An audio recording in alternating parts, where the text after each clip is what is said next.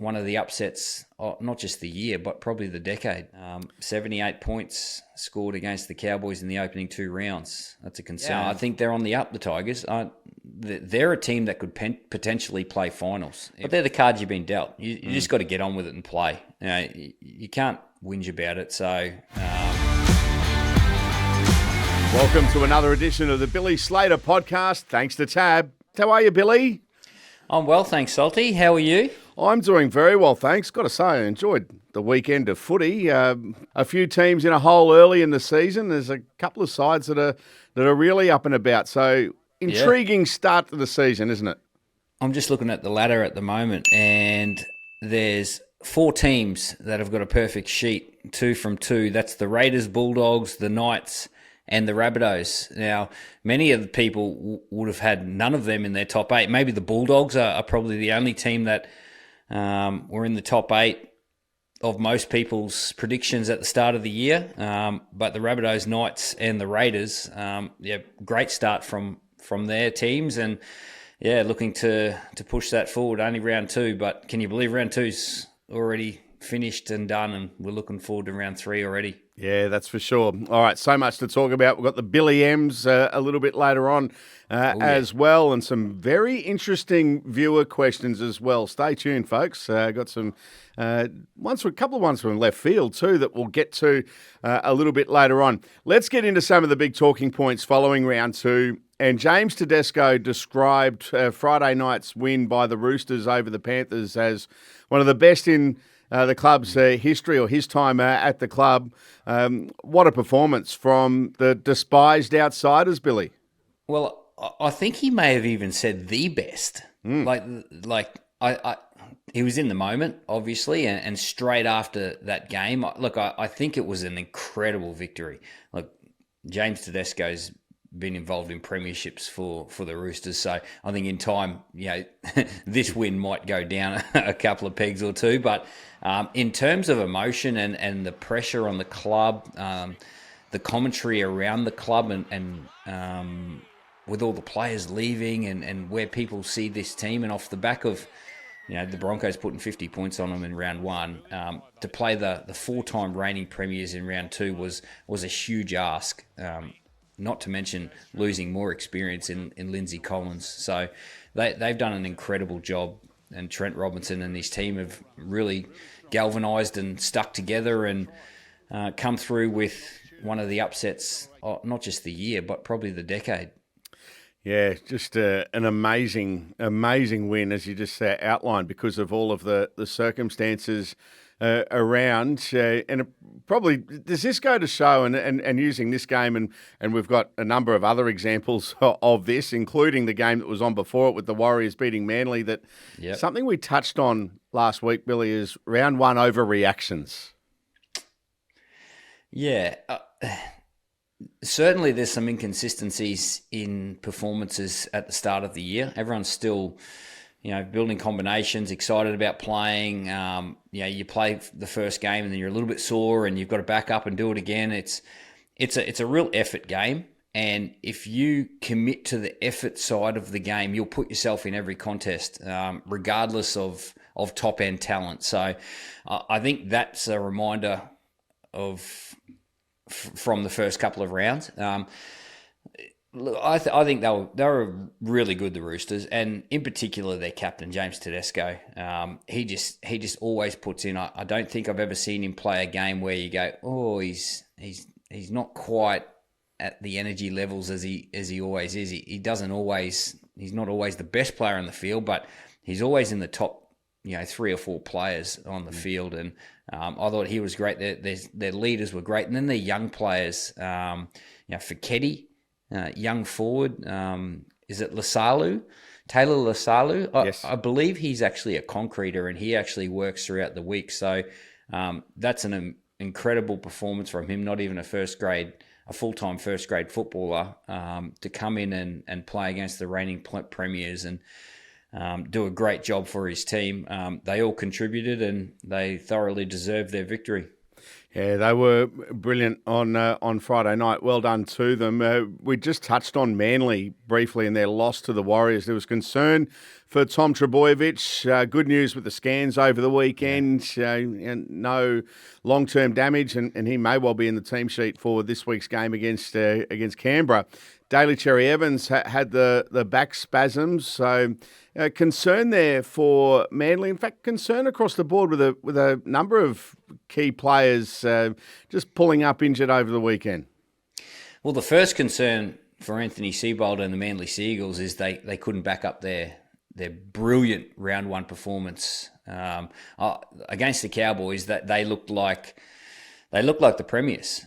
Honestly, off 80 minutes of football, they look like this team can win the competition. And then the Warriors, they were disappointing in round one over in Las Vegas, and then Manly just could not back that up. So that's the first concern for the Manly Seagulls. They need to find that consistency and find that energy week after week after week. It is a long season. So to put themselves in a good position at the end of the year, they need to build consistency in their game.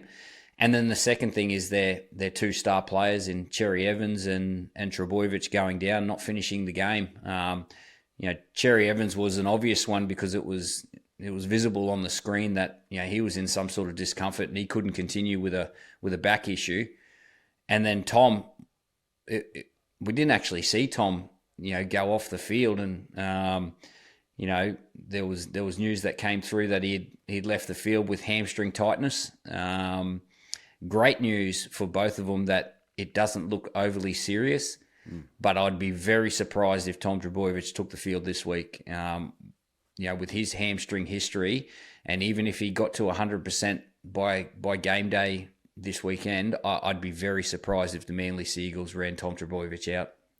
Yeah, it's a concern. You don't want to see our stars out of the game. And mentioning it's not just the two Manly players that had injury concerns over the weekend. We had Matt Burton, Viliami Kikau with the MCL injuries, Dylan Edwards injured for the Panthers. We don't want to see our stars sideline. Billy, is it a case of a coincidence this week? Is the ball in play and pace of the game, are they stats that we should be keeping an eye on just to make sure these players aren't going beyond their limits and injuring themselves? No, I just think it's the nature of the game. Mm-hmm. If I rattled off every injury that I had throughout my career, we'd be here for a long time. And you could, I think every retired NRL player would do that. That's the commitment you take. You commit your body to this game for that portion of your life when you play the game. It's got great rewards. The game in general has great rewards, but the elite side of the game, the professional side of the game, it's got great financial rewards. It makes you feel like you achieve something. You're a part of a team. But it's a tough game, and injuries are just part and parcel of the game. I think we do a great job to try and minimise the injuries where we can, but unfortunately they're just a part of the brutal nature of our sport. All right, let's move on to a couple of the other games from over the weekend. The Battle of the West in the heat at CommBank Stadium on Sunday afternoon footy. It was great seeing the pictures on 9. The West Tigers, absolutely fantastic against the Eels. Did this one surprise you a bit, Billy, the way the game went? It was very tight early. We had to wait a while to get our first points in the contest. It was a real arm wrestle early. Both teams probably even looked a little bit nervy early on, but it was the Tigers who settled in well to their work, didn't they? Yeah, to be honest, Salty, it went exactly how I thought it would go. I knew that Parramatta would fight hard and they would put in a whole heap of effort. Jason Rolls is changing a whole heap at that club, and it's going to take a lot of time. They're a team with a bit of inexperience at the minute, and they're a team with a bit of change. And without the quality of Mitchell Moses directing them around and helping them build their game, I think they're in a real transition at the moment. So, but the effort was always going to be there at the start of the game off the back of a belting from Melbourne, in round one. and the Tigers, I was so looking forward to seeing Api Coruscant, Jareem Buller come back into the side, and they would partner Lockie Galvin and Jerome Luai in that spine. That's the key. Those key position players, and you look at all the top sides and all the teams that perform really well, those key position players are hugely influential, and love the style that Benji's trying to implement at the Tigers. And they're not perfect. They're far from perfect at the moment, but they nearly kept the Parramatta Eels till 0, and that was a huge achievement for Benji Marshall and his team, because we don't resonate defence with the West Tigers all that often, but it wasn't until the dying stages of the match that Parramatta finally got over the try line. So he'd be really proud of that part of the game from his team. And I think they're on the up, the Tigers. They're a team that could potentially play finals. If they keep building their game, they've got enough quality in their side, especially in the key positions, to play finals this year. Well, Billy, they've only conceded 16 points in the opening 2 games. It's a fair effort. Impressive. I know they're 1-1, but I don't think any other team has done that. They'd have to be the best defensive team so far, wouldn't they? I know the Melbourne Storm have had the bye, but they conceded 18 points in their first game. So, the Tigers. Running through, the Tigers. The best defensive team in the comp. That's it. That's it. And they play the Dolphins. Boy, isn't that a big game just for both teams? Tigers wanting to get on a bit of a roll, but given the Dolphins start to the season, their first home game this week, they're playing it at Dolphin Oval on Saturday afternoon. So they've got a big one coming up. They could go 2-1 this week, the Tigers, although they'll be up against a fired-up Dolphins outfit. Yeah, and look, that'll help them being back at home. They've had a pretty tough start to the year, the Dolphins, both travel-wise, but also emotionally and mentally preparing for these games with a lot going on back home through the weather. And I think it'll be a lot more settled back at home. I think they can actually they can take a leaf out of the Tigers book and just get a bit of structure to create momentum with the football. I think they're just a little bit too conservative at the minute, and that'll build. New coach. I know Christian Wolf's been there for a while under Wayne Bennett, but he's got the reins now, and it'll take a little bit of time. But they've always been a really tough team to beat, the Dolphins, and I'm sure back at home they'll prove that again. Absolutely. Bulldogs on Sunday evening beat the Titans. It was our first look at the Titans for 2025. A frustrating start to the year for them with an opening round bye, and then having to wait till the last game of round 2 to play. But Dogs get the win, but we've already mentioned they're going to be without for possibly the next month. No Viliami Kikau and no Matt Burton, and there's some talk that Stephen Crichton might slip into the halves this week. Yeah, Cameron Ciraldo pointed that out after the game. That was the case. Been training for that in the off season, so we could see Stephen Crichton playing in that 6 jersey in the coming weeks due to the injury to Matt Burton. Just on the Titans, look, I get you had a bye in round 1, but they're the cards you've been dealt. You just got to get on with it and play. You can't whinge about it. So. The more you talk about it, the more it becomes an issue and a distraction for your team. So at the end of the day, they didn't start the game overly well. They were on the back foot right from the start. And, the Bulldogs, they were up and about. It was an incredible atmosphere. Always is at Belmore. I've been there calling a game last year against the Raiders, and boy, it's a great place to be, to watch footy. It's a great place, even for the opposition. I'm sure they'd love that sort of atmosphere to play in, but for the Bulldogs team, they would thrive in that atmosphere. So, what a way to start your season. 2 from 2 now, and they look good. The Dogs, obviously, they're going to tap into their depth now. A couple of injuries in important positions and really key players. So, if they can fill that void with their depth, we'll be able to see what they've got. Yeah, absolutely. No, it's great. Love seeing those games at Belmore as well.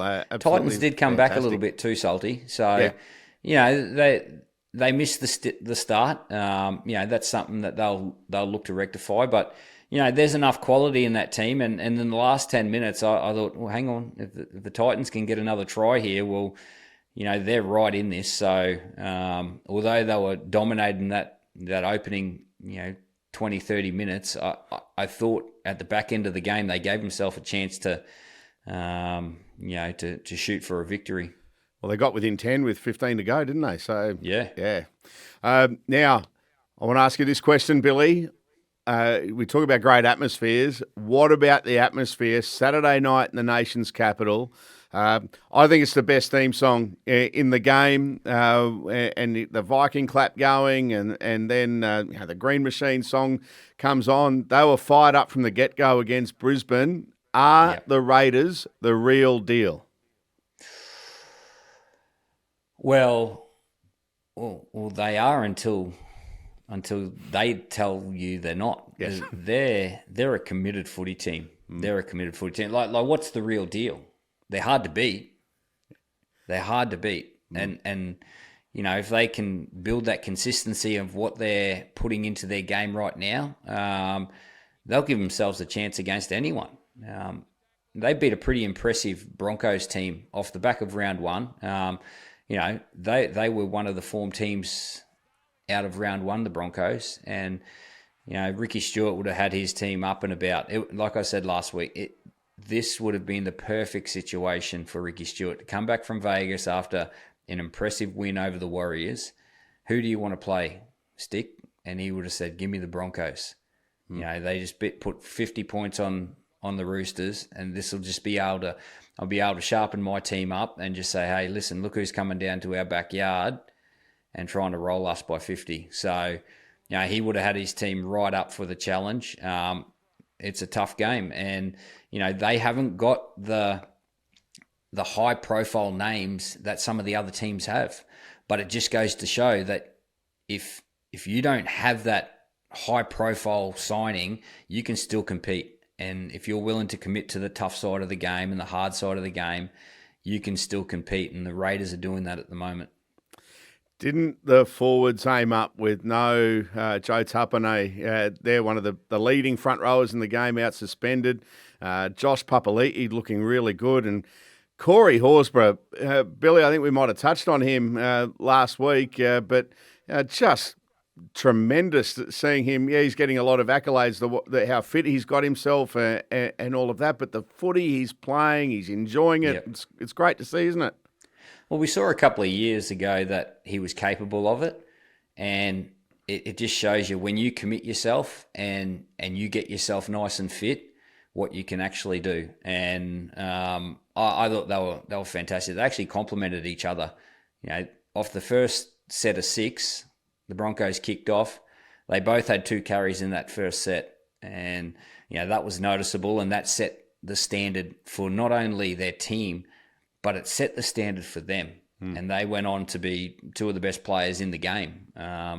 Big Papa picked up a try before he had a rest in the first half. And Corey Horsburgh, he played huge minutes, which he can. We know he can do that. And he's given himself a chance to play his best football because of the work he's put in the off-season. So my coach always said, it's hard to have a good season when you don't have a good off-season. So it doesn't guarantee you're going to have a good season if you have a good preseason, but it certainly sets you up and certainly gives you an opportunity. And you can see Big Red, he's given himself a great opportunity to have a good season because of the work he's put in before March.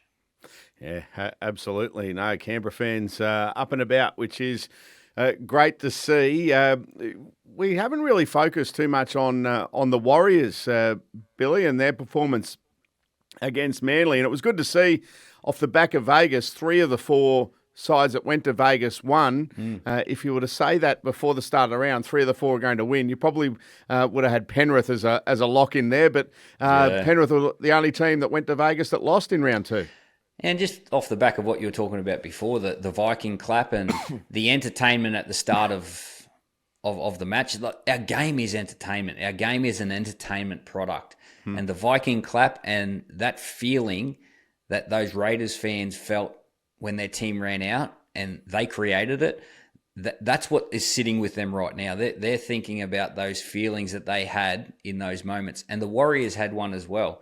The blackout at the start when Tohu Harris handed over the captaincy and the leadership to the team. Barnett and Fisher Harris, they walked out, and it was a bit of a mouldy tradition as well. So there was a real culture about it. They're the things that create entertainment for our game, and that's the meaningful stuff. So that's the stuff that sits with you for long term. So I think it's really important. I think it was great to have those initiatives from those clubs to implement those things. And yeah, didn't they certainly send Tohu Harris out on a great note? And getting back from Vegas after the disappointment, playing in front of their home fans for the first time, and playing against the team that just looked like the premiers in round one, and they really went after them. I thought Luke Metcalf was fantastic. He's going to grow in that number 7 position, but they all contributed. Roger Tuivasa-Sheck, he's a real leader of that footy team, and playing on the wing, he goes about his business. He's just a wonderful player, and what a win by them. And it was nearly the round of upsets, wasn't it? Everyone's got something to hang their hat on in round one now. Yeah, the round of upsets. I went for a few, including the 2 yesterday, but they're the only ones that weren't upsets yesterday's game. So I'm just glad, Billy, from a personal point of view, Cronulla won on the weekend. It meant I saved me from getting a duck egg over the weekend. So no Queensland teams won on the weekend. All 4 Queensland teams lost: the Broncos, Titans, the Dolphins, and the Cowboys. I'm sure we'll get to the Cowboys. There's some problems up there in Townsville. Not sure exactly what they are, but 78 points scored against the Cowboys in the opening 2 rounds. That's a concern for Todd Payten and his coaching staff. I'll just take that concern one step further as well. We had in the Host Plus Cup over the weekend, Jason Taumalolo played for the Mackay Cutters. They had a loss. Jake Clifford and Jeremiah Nanai played for the Northern Pride up in Cairns on the weekend, and they got beaten by Tweed as well. So what's the answer for Todd Payten as they face a big game on Friday night against Brisbane? Yeah, look, we spoke about with the Parramatta Eels about change, and with change comes a development time and a continuity time. Five of their 8 edge players are new. So there's 5 out of the 8 edge players that are new to the team this year. Both of their back rowers were new on the weekend. You've got a new halfback who's only played 2 games. You've got a new winger in Braden Burns. You've got a new centre who's only 19 years old and only played 2 games. They're not just specialist defensive positions because you have to make crucial decisions in a short space of time. They're also positions that rely on each other and an understanding of what they're going to do defensively. Every one of the 7 tries from Cronulla came down one of the edges.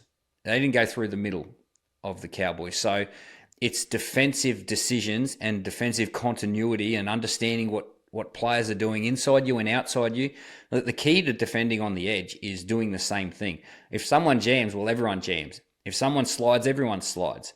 So it's when you're doing different things, someone jams and someone slides at the same time, that's when you're creating space and opportunity for the opposition.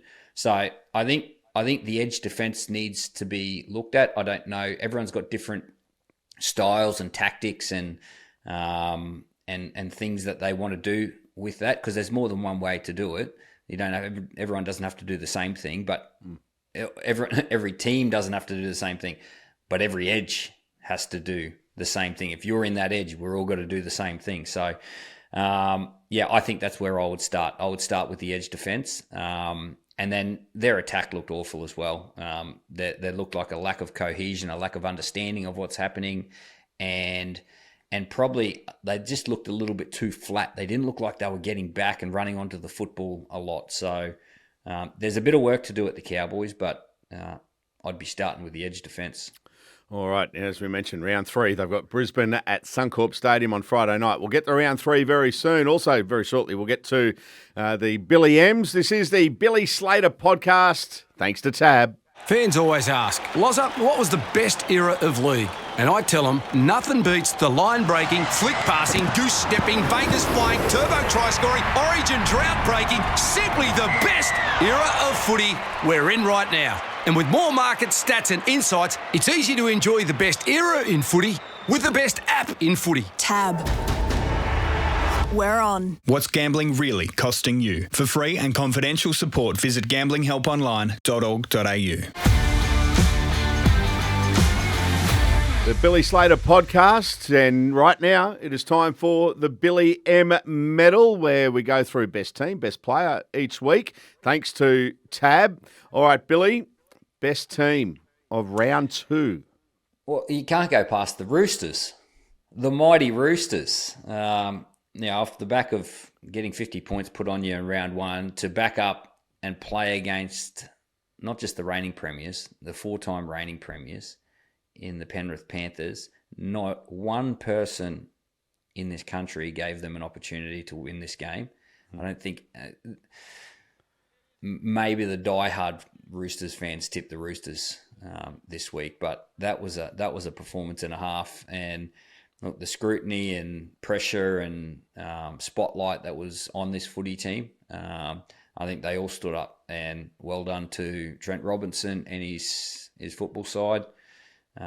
It was an incredible week for them, and I'm sure they're feeling pretty good about themselves right now. So the review would be nice and upbeat, not like last week, but yeah, what a win, the Roosters. Yeah, what a win. I think that was probably the easiest one you've had for a while, coming up with a Billy M team of the week.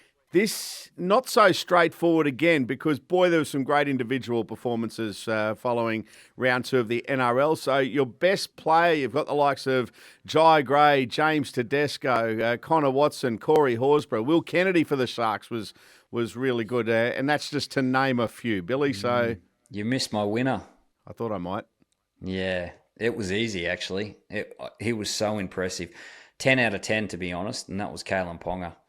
I was there at McDonald Jones Stadium watching Kalen destroy the Dolphins. He is so influential in that football team, and it's not a one-off. Like, this is all of last year and the year before, and he is so influential in his football side. And everyone's doing their job. They're playing a great style. We haven't spoken about the Knights, and they're one of the teams that have won. You know, they're opening 2 games of the season, and it's off the back of Kalen. Like they're all doing a great job, you know, performing their role. But Kalen is the spark. He's the creator. He's doing a lot more kicking at the moment. With his left foot, and he's controlling the attack. He's sitting in the middle. He's popping on the left. He's on the right. He's just got so much freedom, and they're playing a really good style that gets him the football in good situations. And yeah, he was brilliant on Thursday night, and I gave him 10 out of 10. They used to give a rugby league week, you know, ratings sometimes, and there was only a handful of 10s given out in the whole time that I can remember. But yeah, he would have got a 10 for sure, because he was so influential, both with the footy, making try-saving tackles, and yeah, he was brilliant. Billy, I love the subtleties in his game. There was one move that he put on for one of the tries, and you just go, oh my goodness! Just the sleight of hand that he has, the great footwork. It's subtle, but boy, it just causes the opposition defence all sorts of headaches. Yeah, I know the one you're talking about. It was on the right-hand side of the field, and That's it. The ball was in transit as it was coming to him, passed from, I think it was Cogger who passed him the ball. And as the ball was coming to him, someone from the outside rushed him, a defender rushed him, and he actually moved before the ball got to him. He moved away from the defender, caught the ball in space. That's the sort of stuff that is in Kalen Ponga naturally. That's an instinctive feel. He felt both the pass, he felt the defender, and he just moved instinctively. He wouldn't have thought about that. Great reaction to what the situation was, and just created I think they scored a try off the back of it. But yeah, that's what he's got. He's got that ability, and the Knights are giving him those opportunities more often now. And that's the style that Adam O'Brien has put into this footy team, and that's why they're in the position they're in at the moment. They're playing really confident. They're going after their football. Another guy that's really impressive is Fletcher Sharp. He's wearing the 6 jersey for the first time in the NRL, and he looks like he's going to be a real player. He's got great balance when he runs the football, but he's building his passing game. He's bringing his outside men into the game as a good combination with Best on that left-hand side. And yeah, they're a footy team at the moment, and if they can continue it, they're going to be dangerous. Yeah, well done to the Knights, and their fans are certainly up and about. 2-0 start to the season. That's the Billy M medal, thanks to the Tab. The NRL season is here for the best time in sport. Tab has the best app in sport. Tab, we're on. Chances are you're about to lose. For free and confidential support, call the number on the screen or visit the website. Now, I mentioned this right at the start, Billy, that we've got some very interesting listener questions. This one is from Peter Sims, who says, who was a New South Wales player you hated playing against in Origin? I suppose a personal one for you, Billy. Might have been someone who, I suppose, brought the best out Peter of you, or Sims. you looked in there and think, Okay. what's he doing there? Yeah, look, see, Peter, I never looked at it like that. I never looked at, oh, geez, I hate playing against that player. Or it was always a challenge to play against the really good players. And the one player that comes to mind was Andrew Johns. And not that I didn't hate playing against Andrew Johns. I loved playing against those great players because they taught you so much. And I played against Andrew Johns at Origin level in my, I think I'd played a year and a half, 18 months of NRL, and I was playing against Andrew Johns at State of Origin level. He taught me things without him even knowing he was teaching me things. My positional play at that top level, going up against his kicking game, was, that was something that I'll always remember, where he would find space and I go, wow, how did he find that space? And then I'd review it and look at the game and go, okay, well, if I was there, maybe I could cut that off. And so playing against those great players, you never dread that. You always look at that as a great opportunity to challenge yourself and a great opportunity to learn off the back of it. So, Andrew Johns he was so good at that side of the game. He was always thinking in front of where the game was, and he was trying to implement whatever he could get an advantage from his team. So the great players think ahead. Excellent question there, Peter. This one from Alistair French, Billy. Says, hi, Billy. You played with the great Kirk Reynoldson. Did he have the best beard you've seen in the NRL? And if not, who? Big Reno, the Bush Ranger. Yeah. Oh, yeah. I'd have to say he'd have to be the best beard in the NRL. There's no beards running around at the moment, is there?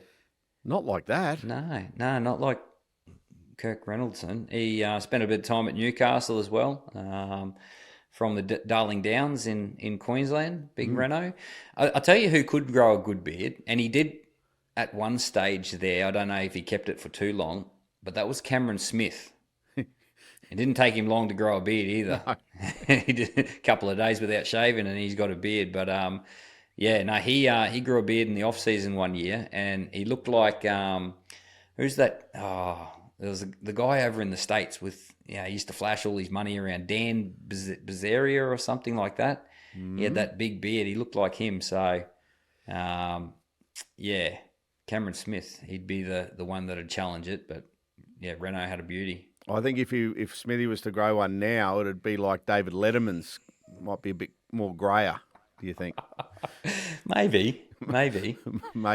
The other one too, shout out to back to the 80s, the late, great Jeff Robinson, the former Bulldog. Robbo had the the big beard. He was probably the Kurt Reynoldson beard, if you like, before Kirk Reynoldson. So he's probably original. got the greatest beard in rugby league. And remember too, back in the old Kangaroo Tour days, particularly 82 and 86, you watch all of the different videos there, and tour beards were very, very popular. Well, the other thing that was popular was the big mustache. Yes. And the big mustache. Everyone had the big mo. I remember John Rebo had a big mo. Daryl Broman. That was Daryl Broman. Is the mo coming back? I see a few players with a little mustache. I think Jesse Arthurs has got a little mustache. I even think Reece Walsh has got a little mustache. Okay. There's a few mo's coming back. Well, we'll keep an eye on that. Is the Mo returning? Another good question, and this one here from Keenan Bird, who says, "G'day Billy, you made your NRL debut round 1, 2003, against the Sharks, who were 22-0 up before the Storm came back and won 36-32. What do you remember of that game?" I remember thinking, oh well, I've played one. That's pretty good. I'm okay with that. 22-0 down. I thought that was my last game ever. But yeah, it was an incredible game. So we're at Shark Park, round 1, 2003. It wasn't just my debut. It was actually Dallas Johnson debuted in the same game, and Craig Bellamy. That was Craig Bellamy's first ever game as coach. So. Yeah. I don't know what he was thinking up in the box. He was probably thinking the same as me. Well, we might get sacked after this. But we come back and we'd hit the lead. Actually, must have been about 10 minutes to go, and then Cronulla scored another try, and they were 2 points in front. About a minute and a half to go, Brett Kamali, who was playing for Cronulla, put in a little grubber to try and get it in goal, and Peter Robinson was on our side.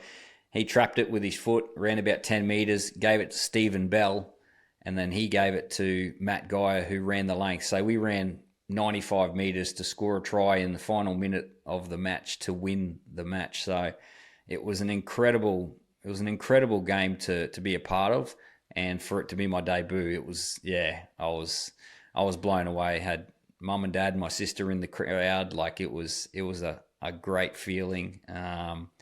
I have watched the game back in the last few years. My young fella had it on telly one day, and I watched it, and I actually cringe. You cringe at the things that you did when you were so young. And we talk about all the young players these days, and they come in and they're 12 months into their NRL career, and we're critiquing their game, and it takes time. It takes so much time and development and work that sometimes we expect them to be perfect right from the start. But yeah, it's a good reminder of, things take time and players take time to develop into what they're going to be. That's a great point. It really is. Now, just one quick one on that. Your debut, just going back to your debut. Now, did you wear jersey number 3 but end up playing at fullback? Yeah, I wore jersey number 3. It was, I think, the only time in the NRL that I've wore jersey number 3. And then I played fullback that game. It was actually, I don't think Craig knew this at the time, but I had never played fullback in my whole life until that game. That was going to be my next question for you. You never played fullback at the Devils, did you? Never, no. No, I'd played on the wing and in the centres, and through my childhood, I always played halfback or 5'8", sometimes a dummy half. Like, I don't know how I got away with that. I can't tackle, but I worked that one out. But that was the first time I'd ever play fullback, and there was a handful of times throughout that year when Robbie Ross came back from injury that I played on the wing and in the centres. But outside of that, it's pretty much purely been fullback from that day on. Wow, there you go. Great memories from 22 years ago now, Billy. Yeah. Feels like a lifetime ago. Yeah, absolutely. Mate, we look forward to this week very quickly. Round 3 of the NRL. Thursday night footy on 9. Storm v Panthers. Huge game, this one. Yeah, look no further to the first game of the weekend. Storm Panthers, grand final rematch. It was a hell of a game in that grand final, and the Panthers coming off a loss, they'll be tuned up, and Melbourne coming off a great round 1 victory and then the bye. So they're going to be nice and fresh. It's going to be Dylan Edwards out, but I think they can cover Dylan Edwards. Dane Laurie is a great replacement. I think he'll play fullback, but it's going to be a whopper. They're two very proud clubs with proud players in their teams, and they'll be right up for this one. So Thursday night, the Broncos Cowboys is another one that I'll be interested in. Both teams coming off a loss. Cowboys, they've got some questions to answer. So yeah, some big games this weekend. Yeah, certainly is. All right, Billy, been another terrific episode of the Billy Slater Podcast. Enjoy your week, and we'll be back for another episode on Monday. Will do. See you then, mate. Thanks, Billy. That's Billy Slater. I'm Peter Basoldis. This has been the Billy Slater Podcast. Thanks to Tab.